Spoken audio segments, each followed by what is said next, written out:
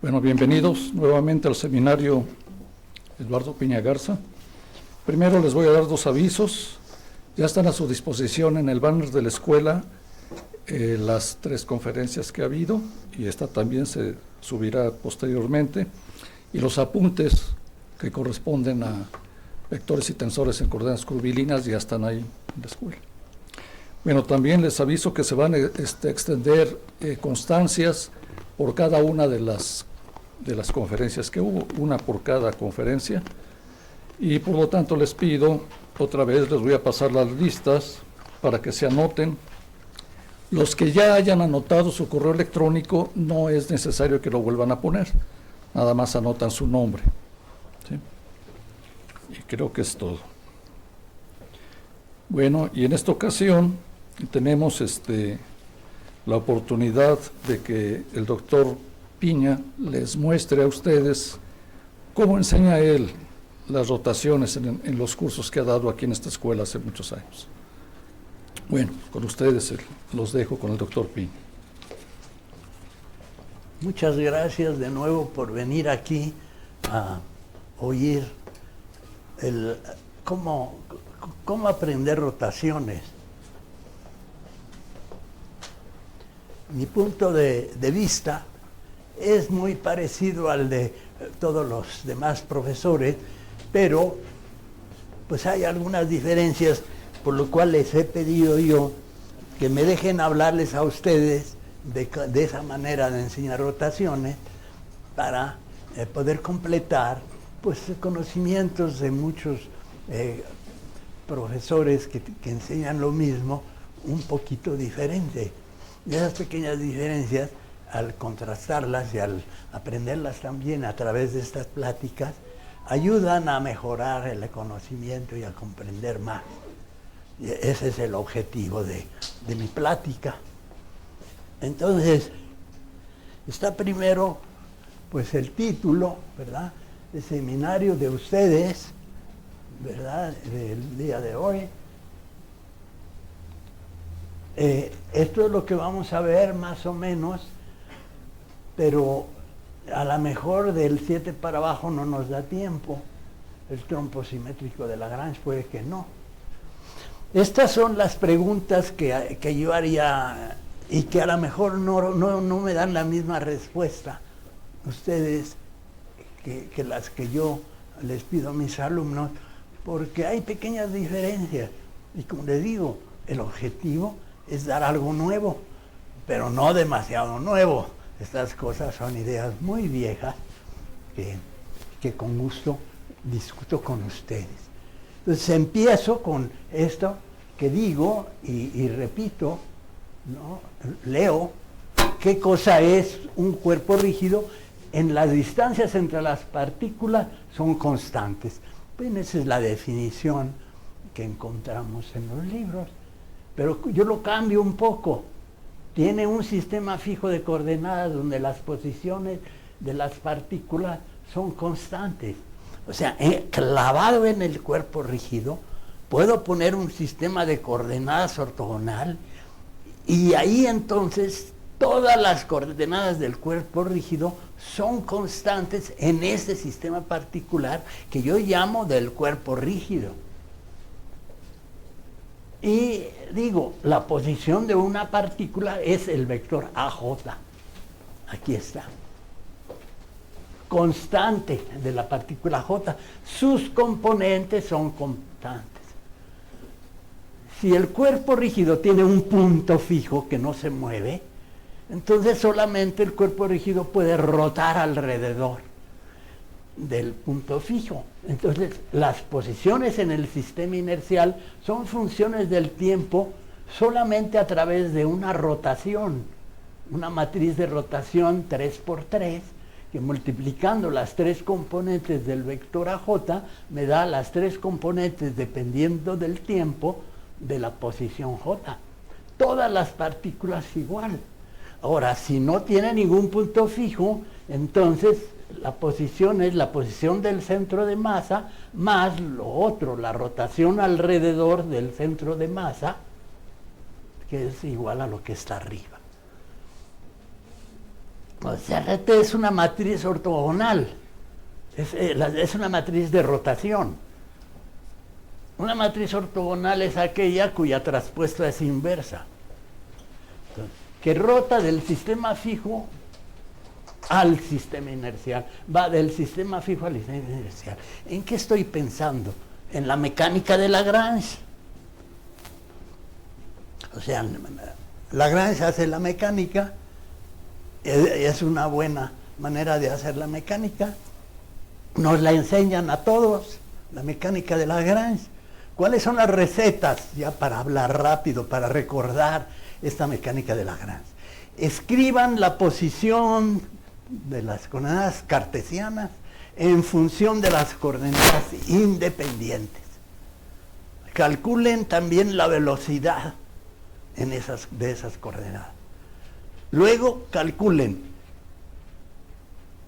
la energía cinética de todas las partículas del sistema y la energía potencial. Y la diferencia entre cinética y potencial es la función lagrangiana, con la cual Lagrange, utilizando recetas de cálculo variacional, es capaz de escribirnos ecuaciones que dicen cómo se mueve el sistema mecánico. Eso es lo que le llaman mecánica lagrangiana, se les enseña a todos, algunos la aprenden más, otros la aprenden menos, pero a todos se los enseña.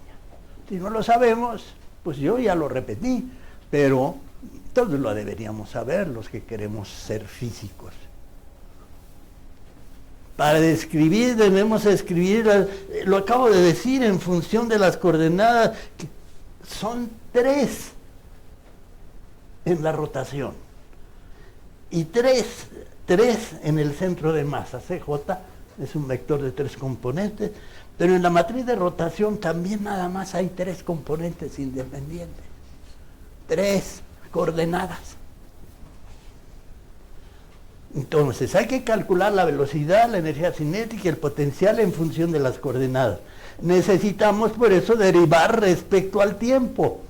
Y al derivar respecto al tiempo, ya nos dicen los libros de mecánica, se rompe la velocidad del centro de masa, se separa de la velocidad respecto al centro de masa. Entonces lo que tenemos que calcular es la velocidad del centro de masa y la velocidad de la matriz de rotación. Entonces yo digo, necesitamos conocer la velocidad de la matriz de rotación. ¿Cómo represento o denoto la velocidad de la matriz de rotación? Con un punto. Con un punto quiere decir derivar respecto al tiempo. Lo hizo Newton, y algunos maestros lo seguimos haciendo, copiando a Newton. El punto es derivada respecto al tiempo. Necesitamos conocer la derivada de la matriz de rotación, todos los que queramos hacer rotaciones. Ahora, ¿qué dice Eduardo? No encuentro la definición de velocidad en muchos libros. O sea, yo lo leí el libro para estudiar, porque tenía que aprender lo que me decía el maestro, y no entendía yo. Otros y yo, otros antes que yo, definimos en el sistema fijo como un vector que tiene relación con una matriz antisimétrica, que es igual al producto de la derivada de la matriz de rotación con la traspuesta de la matriz de rotación. Para hacer matriz de rotación, la traspuesta tiene que ser la inversa de la matriz de rotación. Entonces tenemos esta relación, que el producto de las dos, la matriz de rotación y su traspuesta, en ese orden o en el contrario, no importa, tiene que ser igual a la matriz unidad, que ahí está escrito con una E, pero ustedes la pueden poner con una I o con la letra que más les guste. Lo que importa es que aquí E es la matriz unidad, que tiene unos en la diagonal, ceros fuera de la diagonal, sus 9 componentes son constantes y su velocidad es 0. No es un 0, son 9 ceros, porque tiene 9 componentes la matriz, 9 ceros. Y entonces derivo y derivo que la derivada de un producto, la primera por la derivada de la segunda más la derivada del primero por la segunda, es la receta que me enseñaron. Como no conmutan las rotaciones, tengo que respetar el orden, cuidado. Y respetando ya el orden, y me doy cuenta que uno de los dos sumandos es una matriz antisimétrica. Pues la misma ecuación de la derivada igual a 0 me dice que una más la traspuesta es 0, quiere decir que la traspuesta es la negativa de la anterior, quiere decir que es antisimétrica, y si es antisimétrica en 3 dimensiones, tiene que tener ceros en la diagonal, y las componentes reflejadas respecto a la diagonal tienen que ser diferentes con signo contrario. Entonces, toda matriz antisimétrica tiene 3 componentes independientes, que las escribo de esta manera, y entonces hay un vector que puedo asociar a la matriz antisimétrica. Y cuando la matriz antisimétrica multiplica por la derecha un vector, resulta el producto cruz con ese vector omega. Por lo tanto, escribo la matriz antisimétrica R traspuesta por R punto como omega cruz. Y esa es la definición que yo uso. Hay muchos que no les gustan las matrices, no van a usar esta definición. Y todos los que no usen las matrices para dar esta definición, pues yo no les voy a entender, porque no conozco otra definición. Podría hacerse con ayuda de hablando de la base. Bueno, pero yo no hablo para nada aquí de bases, son componentes. ¿Ven bases? No. Solo hablo de componentes. Bueno, entonces, esta es la definición de velocidad angular y esta es la manera de calcular la velocidad angular en todos los casos. ¿Sabes? Si quieren lo aprenden, si no quieren no lo aprenden. Luego ya que conozco la velocidad de la matriz de rotación, la puedo despejar de esta ecuación, R punto, multiplicando por R como es la inversa, parece que R punto es R por omega cruz, por ahí está. R punto es R por omega cruz, y por lo tanto conozco la velocidad la velocidad es la velocidad del centro de masa más R por omega cruz, que era R punto, pero ahora es R por omega cruz. Luego calculo el cuadrado de esa velocidad y sumo sobre todas las masas. Y los términos cruzados entre las dos sumando se separan por debido a que este es el centro de masa, se hacen 0. Y se separan la velocidad respecto al centro de masa, en donde se suman todas las masas, y otro término en donde aparece omega 2 veces, porque está 2 veces. La R, al tomar el cuadrado, desaparece, porque la matriz de rotación no cambia el tamaño. Esa es su definición. Una matriz de rotación no cambia el tamaño. Entonces, al tomar el cuadrado de este sumando, se va R y me queda omega cruz al cuadrado. Pero luego, como está multiplicada por la masa, sumada sobre todas las masas y dividida entre 2, pues se pueden sacar como factor común la omega, que está 2 veces, y lo que queda en medio es una matriz simétrica positiva definida que se llama la matriz de inercia. Eso es lo que sale. Pero vamos a ver en detalle cómo sale. O sea, me va a aparecer el omega cruz AJ al cuadrado. Le quito la J para que no me estorbe el índice de la partícula J. Y escribo, usando el desarrollo del triple producto cruz y punto, este tiene que ver con el seno, estas son magnitudes, este tiene que ver con el coseno. Estoy usando aquí la fórmula de que el seno cuadrado es igual a 1 menos el coseno cuadrado. Una vez que eso me doy cuenta, esto veo que omega y omega, puedo sacar las omegas, pero aquí no me deja, no puedo sacar las omegas a menos que meta la matriz unidad. Y entonces ya puedo poner un sumando, omega cruz A es una matriz que multiplica omega a la izquierda y a la derecha. Tuve que meter la matriz unidad para que me ayudara a sumar matriz con escalar.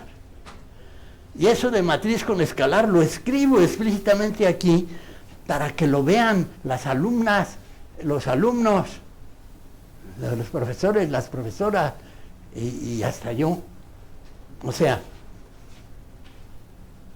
la matriz de inercia queda sumando todos esos sumandos, todo esto. Pero yo ya roté esta matriz simétrica aprovechando que me dijo el profesor de álgebra lineal. Toda matriz simétrica se puede rotar a un sistema en donde es diagonal con vectores que son unitarios y perpendiculares entre sí y que me dan la matriz de inercia. Y bueno, hay un sistema anclado al cuerpo en donde son constantes, pero yo no me quedo con él, lo roto. Yo sé que su origen está en el centro de masa, lo roto. ¿Para qué? Para que la matriz de inercia, con una rotación constante, se vuelva diagonal. Y ahora, esto les llamo momentos principales de inercia, los términos de la diagonal de esta matriz. La calculé en el primer sistema que se me ocurrió y luego ya la roté, cambiando a otro sistema, buscando sus vectores propios, sus valores propios, etc.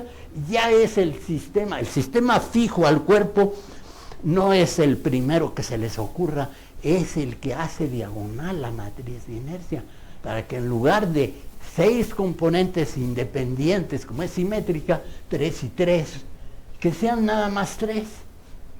Y estos sean 0 cuando se sumen todas las coordenadas de las partículas.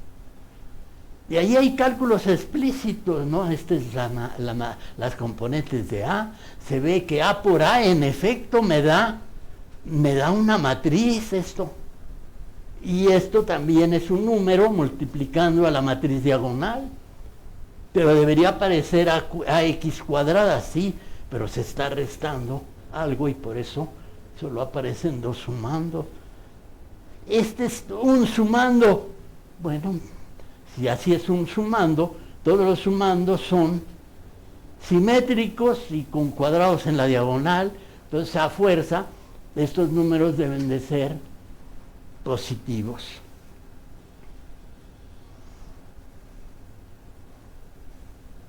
Este es un sumando de la matriz de inercia, todavía. Y ya. Bueno, ahora parece que quiero ver el momento angular. Quiere decir que ya acabé con ver la matriz de inercia. La matriz de inercia es esta matriz. Ya la vi, cómo la calculo, ya la entendí. Pero ahora ya estoy viendo el momento angular. Estoy viendo el momento angular del cuerpo en el sistema inercial y uso su definición, que es esta. En ese sistema inercial, el momento angular es el producto cruz de la posición por el momento lineal, masa por velocidad, sumado sobre todas las partículas. Pero debido a que ese es el centro de masa, se rompe en 2 sumandos. Un sumando como si todas las partículas estuvieran en el centro de masa, es este. Y otro sumando que es la posición relativa al centro de masa. Esta es la posición relativa al centro de masa. Esta es la velocidad relativa al centro de masa. ¿Sí? Bueno, no me preocupa mucho. Atiendo más al otro sumando. Este como que es más conocido. Masa por posición de centro de masa, cruz, velocidad, centro de masa, que es constante generalmente. Me ocupo del otro sumando, que lo copio aquí y le pongo otra letra para que vean que es un sumando nada más del total. Es el momento angular con origen en el centro de masa. Quizá voy rápido, pero ustedes pueden repasar después. Yo no tengo tiempo para ahorita repetir tantas veces para que se lo aprendan de memoria, como la poesía que a ustedes les guste. Entonces, lo que yo veo, ¿qué hago? Eso es lo que tengo que calcular, pero quiero verlo un poco simple, y entonces me doy cuenta que como el producto cruz tiene que ver con una estructura rígida, es un vector perpendicular a los dos factores, tamaño, el tamaño es el producto de los tamaños de los factores por el seno del ángulo entre ellos. Todas esas ideas son para una posición fija. Entonces, la rotación del producto cruz es el producto cruz de los vectores rotados. Y lo puedo repetir. La rotación del producto cruz es el producto cruz de los vectores rotados. Eso me lo sé de memoria. ¿Se puede demostrar? Se puede demostrar con álgebra, sabiendo las propiedades del producto cruz, de las matrices, lo que le hacen, etcétera, etcétera. Y es verdad, porque la matriz de rotación, como ella por su traspuesta es la unidad, su determinante al cuadrado tiene que valer 1. Y de hecho, para que sea rotación, tiene que valer el determinante de R más 1. Si vale menos 1 es ortogonal, pero no es rotación. Si vale más 1 es ortogonal, pero sí es rotación. Entonces el determinante es más 1. El determinante de la matriz de rotación es más 1.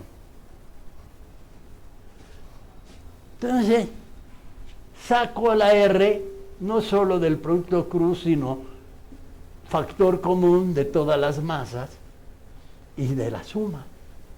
Y entonces me doy cuenta que desarrollando este triple producto cruz, que pues me sé la receta, el de en medio por el producto escalar de los otros dos, menos el otro dentro del paréntesis por el producto escalar de los otros dos, da como resultado R por la matriz de inercia otra vez, que vuelve a aparecer. ¿Magia? No. Así sale, y si así sale, la uso. Sale la matriz de inercia por omega. Pero fíjense, J es un sumando de M en el sistema inercial. Y es la rotación de una matriz constante por la omega con la que yo definía al principio. Y que me doy cuenta que es correcto decir que es la velocidad angular, omega, es el vector de velocidad angular, pero es el vector de velocidad angular en el sistema del cuerpo. En el sistema donde I es constante. Y esta fórmula no la veo en los libros.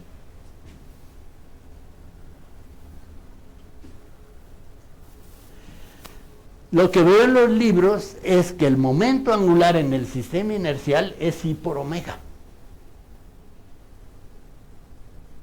Eso está en los libros. No me dicen en los libros que también podría ser JRI por omega, si tanto I como omega los calculara en el sistema rotante, en el sistema inercial. Pero, ¿para qué nos metemos en líos? Mejor dejémoslo así. Que las cosas sean más simples en el sistema del cuerpo, en donde L es I constante por omega, ya como ya la calculamos. ¿Sí? Pero claro, la relación está en que J es la rotación de L. La rotación de L. Y así nos conectamos con los libros. Los libros dicen que L es igual a I omega, y como esa relación interesa en el sistema del cuerpo, pues ya no nos metemos a ver si es verdad la otra cosa, que no la vamos a usar. ¿Por qué vamos a usar el sistema del cuerpo? Porque ahí todo es más fácil, sobre todo la I es constante.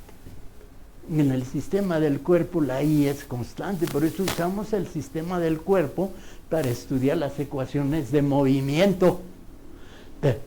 Pero sí estamos usando la R para rotar, no solo la posición, rotamos el momento angular para pasar del sistema del cuerpo al sistema inercial, y podemos rotar la velocidad angular a otra omega mayúscula, y esta es la omega en el sistema del cuerpo, y esta es la omega en el sistema inercial, y sabemos cómo calcular una a partir de la otra, pero hay otra forma de calcularla. Omega chica cruz era R traspuesta por R punto. Como la rotación del producto cruz es el producto cruz de los vectores rotados, también es cierto que R punto por R traspuesto es la otra omega cruz. O sea, si multiplico las dos matrices en orden inverso, el vector antisimétrico que resulta es la velocidad angular en el sistema inercial.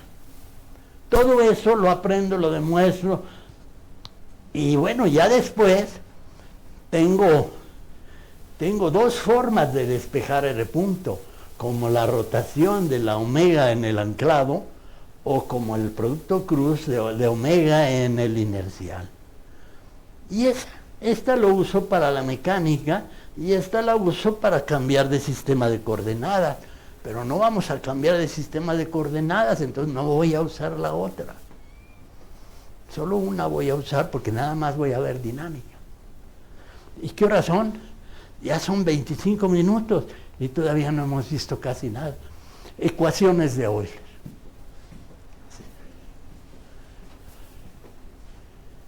Le estoy quitando la posición respecto al centro de masa. Fj es la fuerza sobre la masa m, y esa es la definición de tuerca.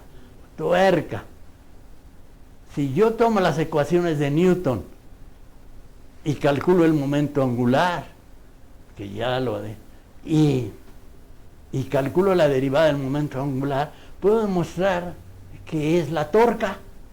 O sea, J punto es la torca, esta es la torca. Aquí está la torca. Pues J punto es esta torca. Se puede demostrar. O sea, la velocidad de la parte de momento angular respecto al centro de masa es la parte de la torca respecto al centro de masa. Ya sabiendo eso, pues yo digo, quiero la torca no en el sistema del centro de masa, no en el sistema inercial, sino en el sistema fijo al cuerpo, porque ahí voy a trabajar, en el sistema del cuerpo. Entonces, la busco en el sistema del cuerpo y rotado la igualo a J punto, y es una ecuación que viene de las ecuaciones de Newton.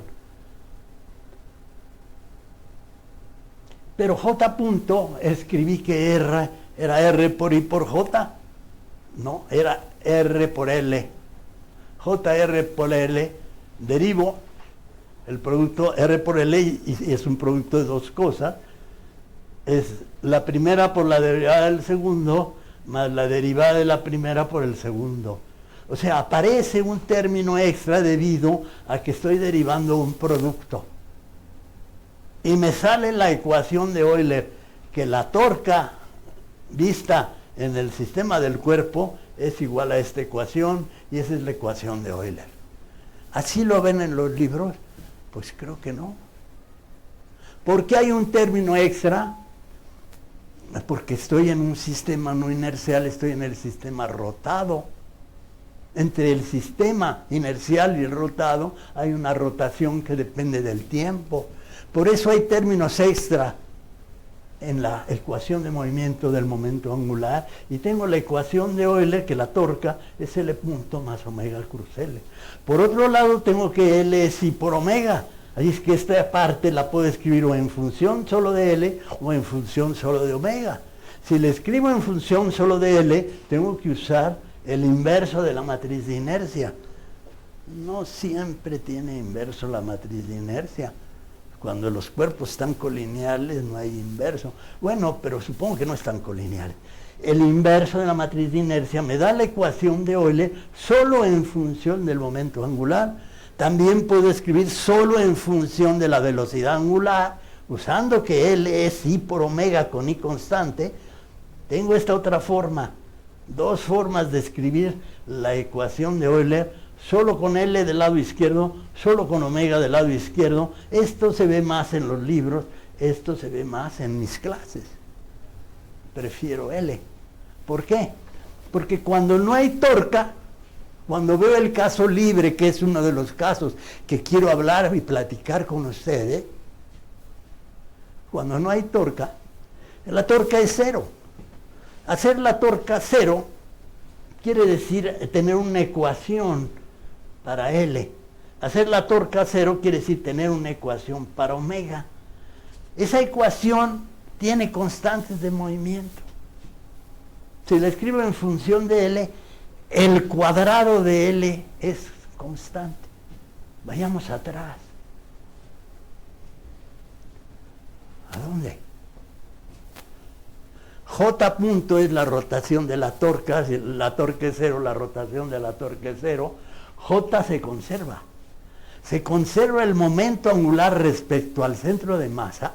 Si no hay torca, hay un vector que se conserva que es J.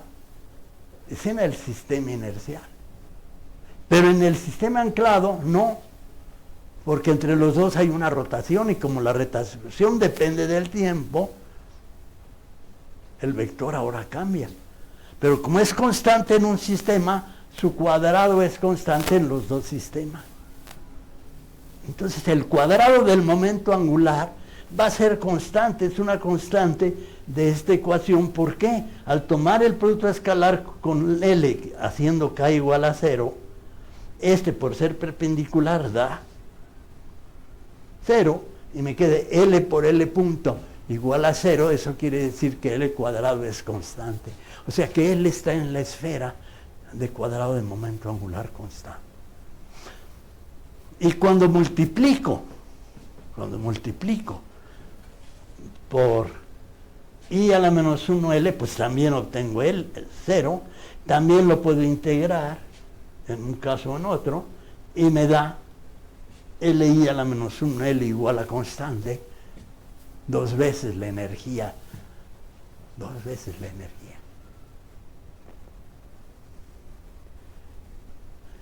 Si la torque es cero, la energía potencial es cero, solo hay energía cinética.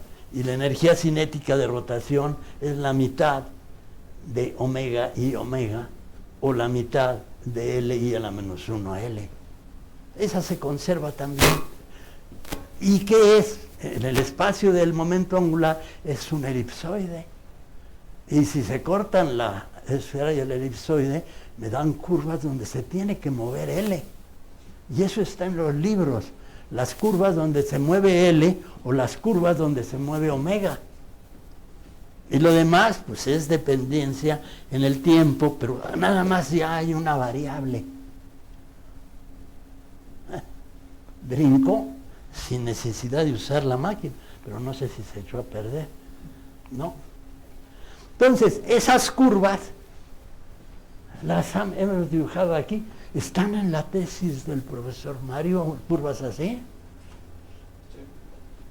Es la del momento angular constante. El radio pues es el tamaño del momento angular que es constante, pero las curvas son donde se cortan el elipsoide y la esfera. Se supone que esta es una esfera y que estas son las curvas en donde corta el elipsoide y la esfera, y son curvas que no son planas, son curvas así como canoas, bordes de canoas, así torcidas. El doctor Gref, de ilustre memoria, diría son alabeadas. Pues pueden decirles torcidas o alabeadas. Y esa es una foto robada de un libro de un tal Euler, que fue el que me resolvió estos problemas. El que inicialmente resuelve este problema es el problema resuelto de Euler. Seguimos adelante. Tenemos dos constantes de movimiento: la conservación de la energía y del momento, del tamaño del momento angular, que es una esfera y un elipsoide que se cortan en su intersección. Como el tamaño es constante, pues lo que me interesa, puedo decir que puedo colocar el vector J en la dirección de un vector conocido 001 que que le puede gustar a mucha gente, me gusta a mí. Y entonces lo que me interesa es el movimiento, la rotación, ya no sino de un vector que al rotar da constante. La matriz de rotación multiplicada por el vector unitario en la dirección de L va a dar el vector unitario constante en el sistema inercial constante. Eso me permite conocer algo de la matriz de rotación. Una fila que multiplica, igual a las componentes de U, que multiplicada por U me da 1 la componente 1 de K. Y dos filas que multiplicadas por U me dan 0, que son los dos ceros de la matriz de K. O sea, la matriz U tiene 3 vectores unitarios perpendiculares entre sí, dependientes del tiempo. Conocemos uno, nos falta el otro. Pero los otros 2 vectores son perpendiculares a un vector. Si ya tenemos un vector, los otros 2 perpendiculares están definidos hasta una rotación. Nos falta conocer un ángulo para conocer la matriz de rotación y poder decir cómo rota. Porque todas las partículas se mueven con la misma matriz de rotación. Para decir cómo rota, falta decir cómo se mueve los otros 2 vectores, falta un ángulo. Pero para simplificar las cosas, ¿verdad? A la hora que yo veo las respuestas de los profesores, como Landau y Lipschitz, yo veo que la solución la está escribiendo en función de diferencias, de momentos principales de inercia y de cocientes de diferencia. Quiere decir que todo va a ser función de las diferencias y cocientes de diferencia. Y eso hace que convenga cambiar los momentos de inercia que aparecen, como es la matriz inversa, aparecen dividiendo, los cambio en función de otras cantidades. H es una constante que es el promedio de los inversos de los 3 momentos de inercia. Y P es otra constante más complicada, ¿verdad?, que encontré imponiendo estas condiciones. Estoy escribiendo esto en función de H, P y EJ. Son 3 cantidades independientes, pero en el movimiento no aparece H y no aparece P. En el momento, en la velocidad angular y en el momento angular no aparecen H y P. No importa cuánto valen. Entonces, los tiro a la basura. ¿Que me quedo con qué? Con las Cs. Y las Cs se pueden escribir en función de un ángulo. En lugar de 3 constantes, solo me quedo con una constante, con el ángulo gamma. Y las otras 2, pues si les interesa, vayan, están en la basura. De 3 me quedé con 1.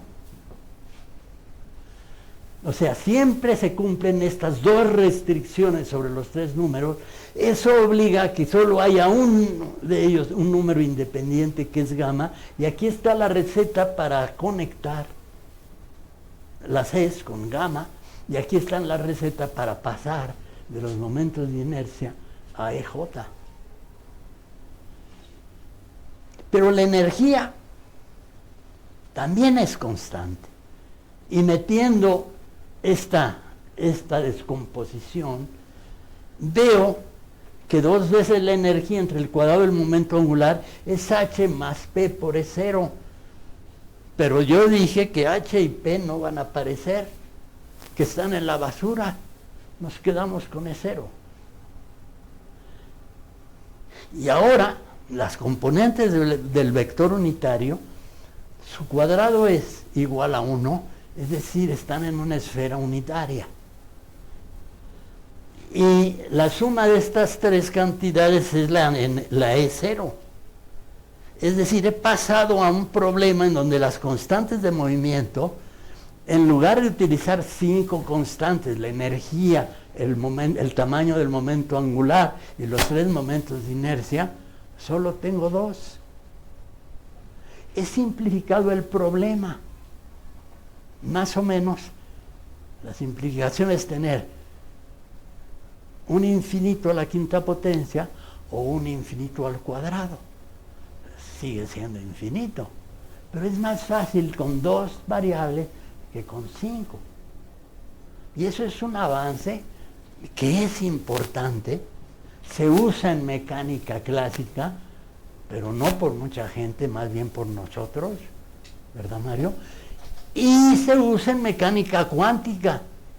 ¿Quién lo usó mucho? Pues el doctor Eugenio Leicó, que estaba en el Instituto de Física, pero ya se falleció. Pero hizo una tesis doctoral dirigiendo y usó esos cambios en el trompo cuántico. Pero yo no estoy hablando del trompo cuántico. Bueno, si quieren hablo. Bueno, fíjense que ahora se puede escribir las 3 componentes de la velocidad angular con ayuda de unas funciones que se llaman elípticas. Y bueno, me dicen que no se enseñan, o que sí se enseñan, pero poco. Si no se enseñan, pues no se saben. Si se enseñan poco, se saben un poco. Y es lo que yo sé, un poco de ellas. Por ejemplo, no están ahí las fórmulas que yo me sé, pero Sn cuadrado más n cuadrado vale 1 y dn cuadrado más k cuadrado es un parámetro. Por Sn cuadrado también vale 1. No son independientes las 3 funciones, como no son independientes las componentes de u, porque satisfacen 2 condiciones. Su cuadrado es 1 y están en un elipsoide que tiene que ver con las E1, E2, E3 y con E0. Finalmente, se puede escribir todo, la solución, en función de esos números que ya dije antes que están adentro de las raíces, que son funciones de E0 y de gamma, de K, que también solo es función de E0, donde está K, allá arriba, solo es función de las mismas constantes. Aparece, metemos a veces más funciones elípticas, metiendo otra K, K', cuya suma de cuadrados es 1, porque entonces nos encontramos esto en algunos libros como coordenadas esferoconales.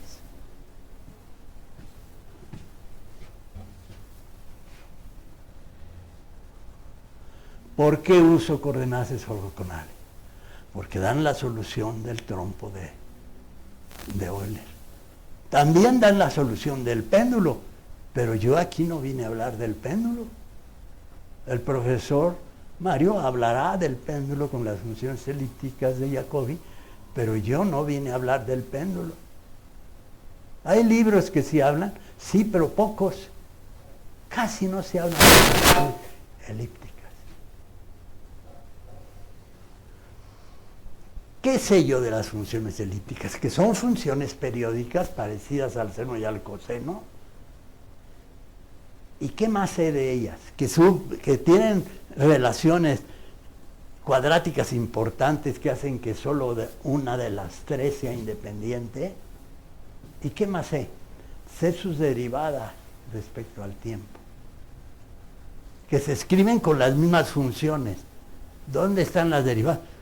No sé dónde están, pero me las sé de memoria.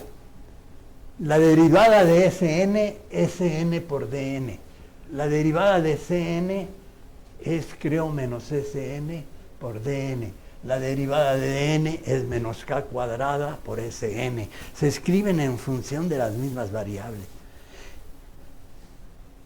La derivada de dn es menos k cuadrada por Sn y Cn. Repito porque creo que lo dije mal. Ya sabiendo eso, que no es mucho, son unas fórmulas, unas pocas fórmulas, 5 fórmulas. Una de las derivadas, con que sepa una, se puede calcular las otras 3. Ya sabiendo eso, me doy cuenta que esa es la solución del problema, que si la sustituyo en la ecuación de movimiento, sí la satisface. Las dos constantes se cumplen automáticamente. Y hay algo más, cuando sustituyo en la ecuación de movimiento, el resultado es alfa punto igual a una constante. O sea, aquí hay una variable, alfa. Esa es variable del tiempo. Y cuando escribo su ecuación de movimiento me sale alfa punto igual a constante. Alfa punto es esta constante por el tiempo. Tengo la solución en función del tiempo, en donde sí vuelven a aparecen la P que había yo tirado a la basura, aparece aquí, aparece la J y aparecen las constantes que yo ya tenía. Pero ahora esta variable no tiene dimensiones, porque en las funciones las variables nunca tienen dimensiones. Siempre están multiplicadas por algo para que no tengan dimensiones. Esto no tiene dimensiones. Esta función tiene un periodo. El periodo es una función que depende del parámetro k que ya conozco. ¿Qué quiere decir eso? Como k es función de mis dos variables, el periodo es función de mis dos variables. Y a mí me interesa cómo cambia esa función para dibujarla. Lo que hago es dividir el periodo, que es función de mis dos variables, entre 200.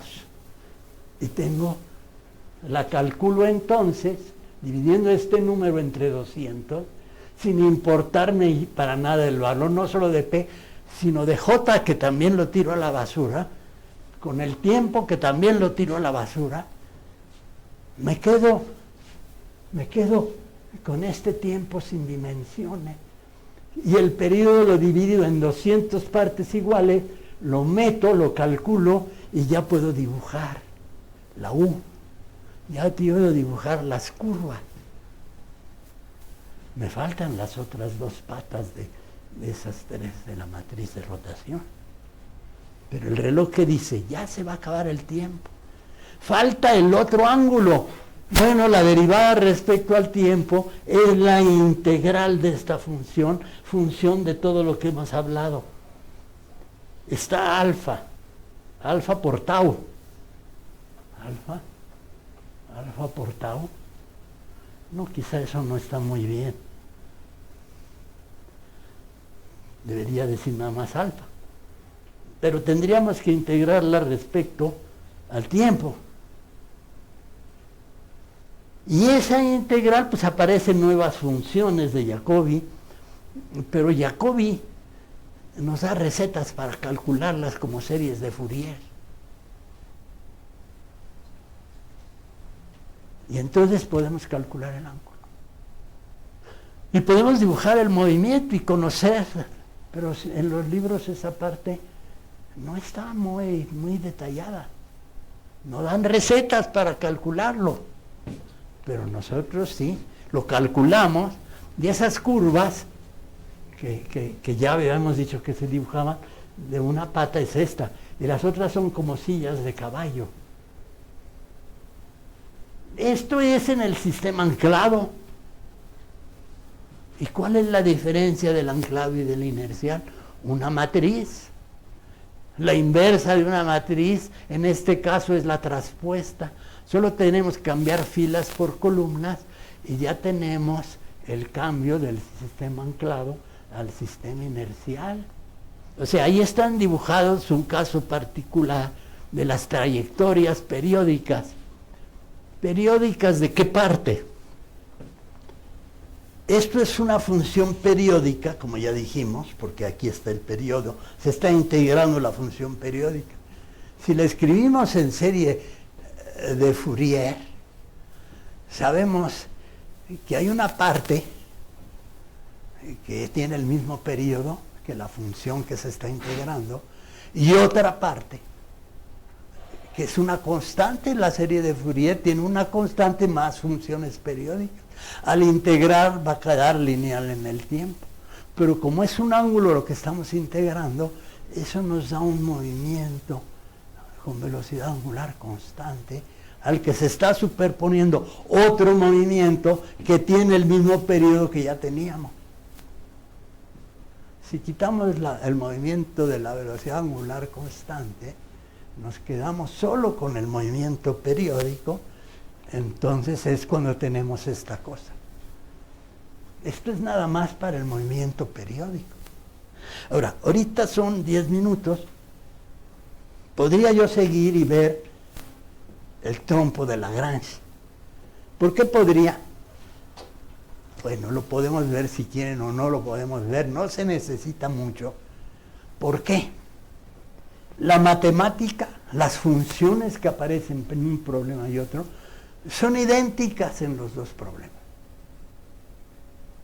O sea, si sabemos calcular una, también sabemos calcular la otra.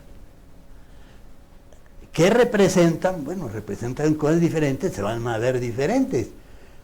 Pero la matemática es idéntica. Y la matemática es lo que les cuesta más a las alumnas y a los alumnos. Pero si es idéntica, ya no la tenemos que estudiar porque es idéntica. Ya nada más tenemos que ver, bueno, ¿y qué pasa en el otro caso? Mejor no lo vemos y pasamos a un video.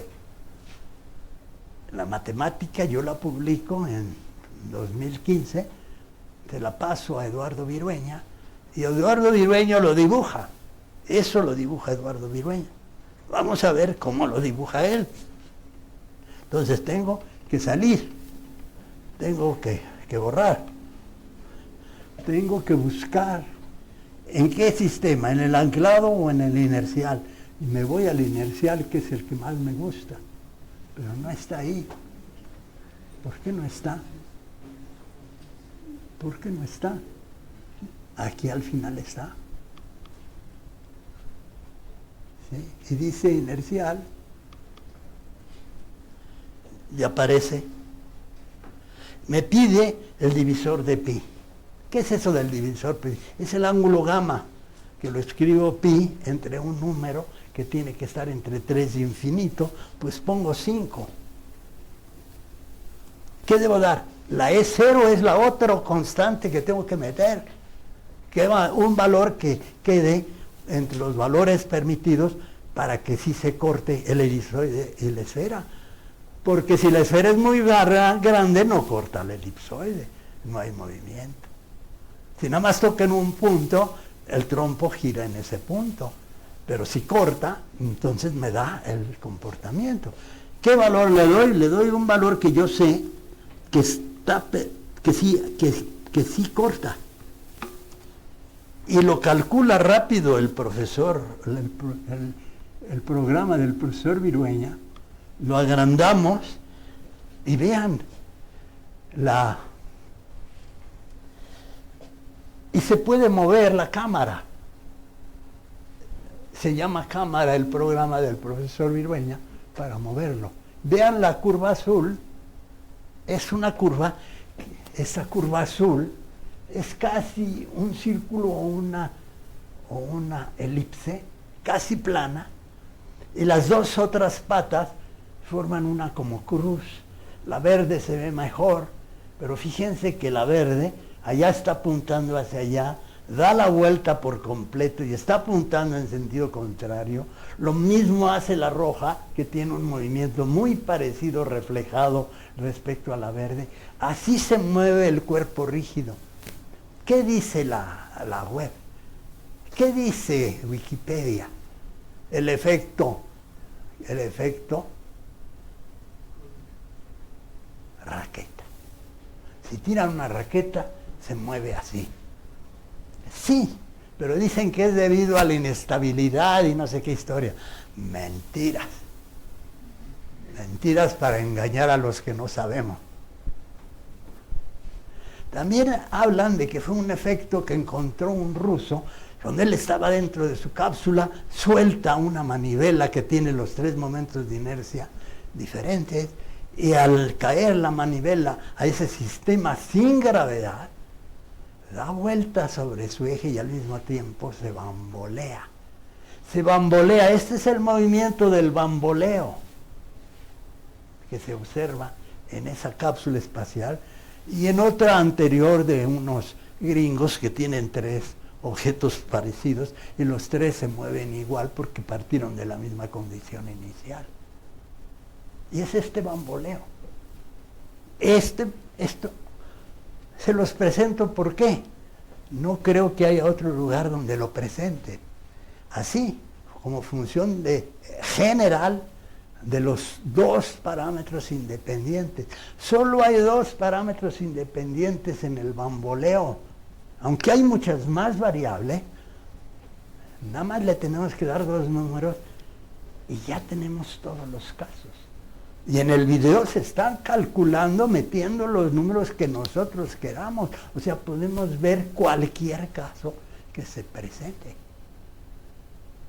Calculado con la receta de Jacobi, que murió por ahí de 1850, antes de que se mataran los conservadores contra los liberales.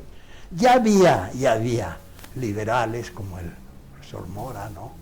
Como otro presidente que era médico notable, pero todavía no se mataban, todavía no les cortaban la cabeza a uno ni ahorcaban al otro. Era relativamente pacífico. Estábamos en 1850, es un poco después de la guerra contra nuestros amados vecinos del norte. Bueno, pues son casi las 2.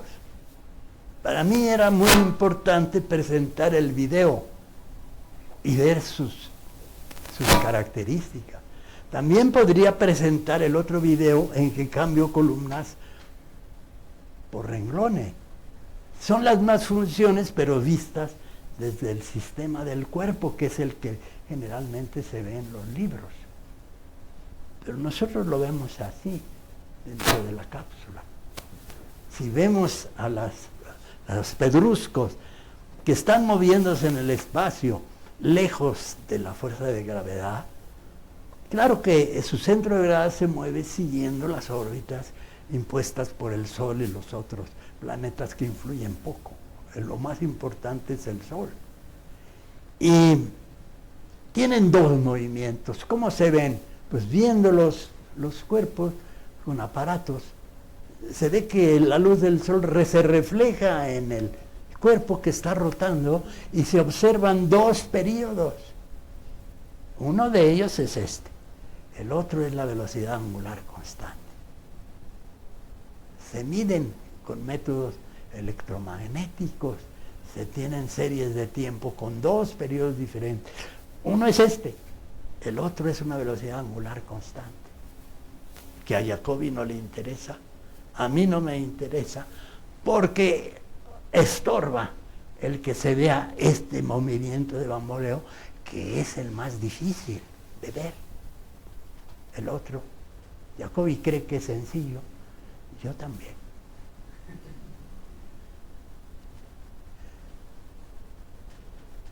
Y el otro problema, la misma matemática, pero no hay videos, así es que mejor nada más esto.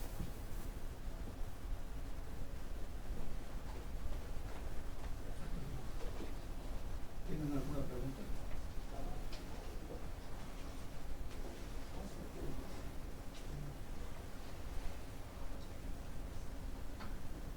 No quiere decir nada, atrévase.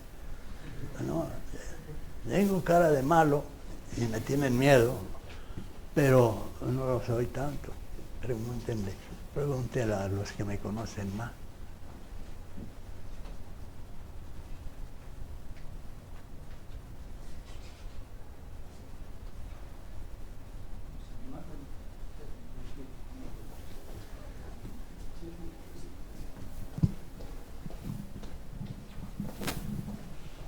Con permiso del profesor Virueña, Gracias. le daría copias de los videos. Sin permiso de nadie, doy copias de esta plática y de 2 trabajos en inglés, uno que habla sobre este trompo y otro más reciente que habla sobre el movimiento del trompo simétrico de Lagrange, que yo digo que es de la misma matemática que este otro. Y de todo eso se lo mando al profesor Mario Pacheco Quintanilla, y pues ustedes, si quieren tener copia de eso, pues entienden con él. Está disponible.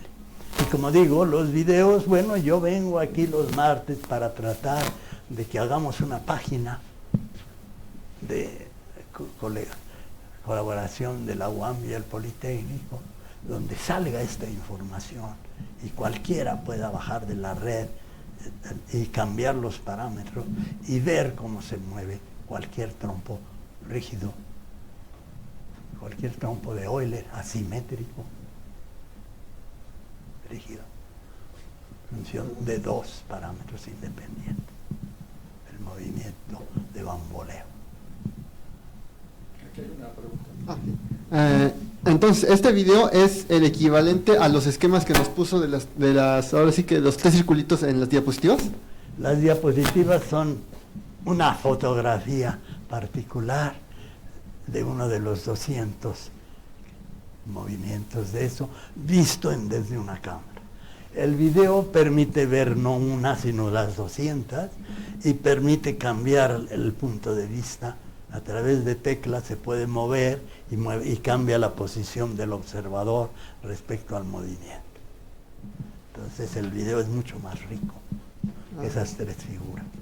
Pero las 3 figuras dan una idea más o menos que se repite en casi todos los casos, muy parecida. Ok, muchas gracias. ¿Alguien más?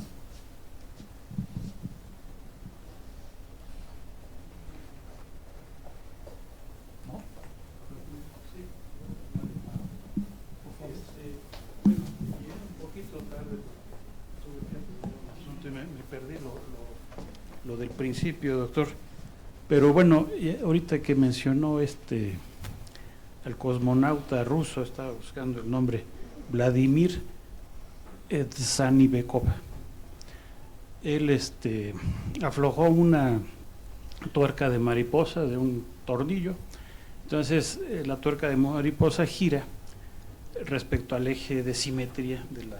Es el respecto al momento angular que se conserva. Sí, pero tiene estas, digamos, conmutaciones. Y aparte tiene superpuesto este bamboleo periódico. Sí, entonces, digamos, conmuta, ¿no?, por decirlo así, entre girar respecto al eje que tiene menor momento de inercia al que tiene al original. ¿Sí? Respecto de un eje, pues el momento de inercia es menor. Entonces, ¿por qué hace eso la naturaleza? ¿Qué se estaría como optimizando? ¿Qué estaría como optimizando la naturaleza al hacer estos cambios, esta conmutación, bueno, yo le llamé así, de pasar de girar respecto de un eje, de un eje donde el momento de inercia es mayor a un eje donde el momento de inercia es menor, y hay una periodicidad en esos cambios. ¿Qué podría estar optimizando la naturaleza?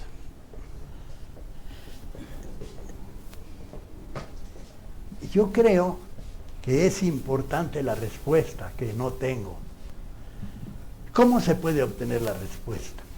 Hay que ver muchísimos casos, ver la relación que hay entre los parámetros y ya los valores de los momentos de inercia, y empezar a sacar leyes, entre comillas, o sea, ¿por qué motivo es así lo que estoy viendo? O sea, yo no puedo contestar la pregunta porque yo ya dejé el asunto y no me he puesto a ver los videos.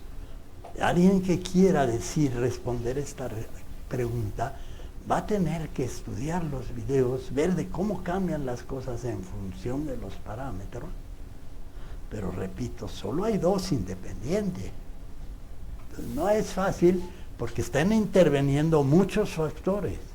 Repito, la energía, los tres momentos principales de inercia, el tamaño del vector de momento angular y el tiempo. Y yo solo meto dos. Entonces ahí se mezclan los 6 parámetros y distinguirlos unos de los otros es difícil. Se ve que la E0 tiene que ver con la energía, los otros solamente con los tres momentos de inercia. De los tres momentos de inercia, solo un parámetro es independiente, es un parámetro de asimetría. Entonces no se puede hablar de una influencia de los tres, sino hay solo un ángulo del cual depende todo. O sea, para muchísimos casos en donde varían los tres momentos de inercia, si el ángulo no varía, el movimiento es el mismo. Solo hay un parámetro independiente. Y eso es un avance enorme que se hace en física cuántica, no usando los mismos parámetros que nosotros usamos, sino otro parámetro diferente. ¿Por qué uso yo estos parámetros? Porque se acercan a parámetros que metió Weierstrass después de Jacobi, parámetros que ya están en matemáticas y que la suma de ellos es 0 y que están en la función de Weierstrass. E1, E2 y E3 ya están en la función de Weierstrass, elíptica. Hay una relación entre las que yo uso y la de Weierstrass. ¿Por qué uso estas? Porque se pueden calcular con los algoritmos de Jacobi más fácil. No solo las de Jacobi, sino las otras que son integrales de las de Jacobi.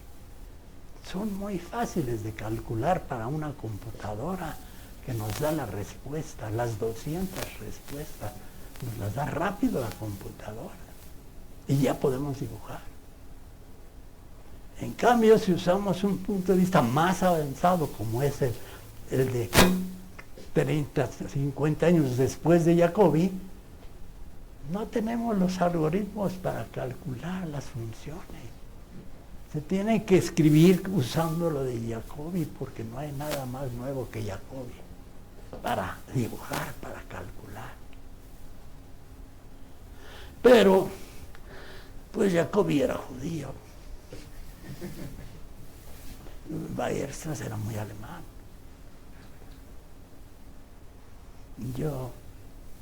Mi papá tenía un apellido Stein. Él creía que era muy alemán. Pero Hitler había ya quitado la nacionalidad alemana para ese apellido Stein, porque era judío. Entonces, si hablamos de política, no nos vamos a entender nunca.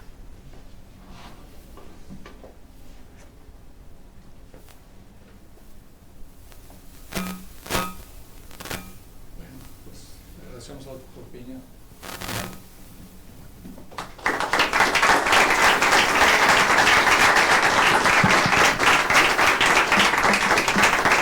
Gracias, muchas gracias. Bien, doctor. Si falta alguien por anotarse.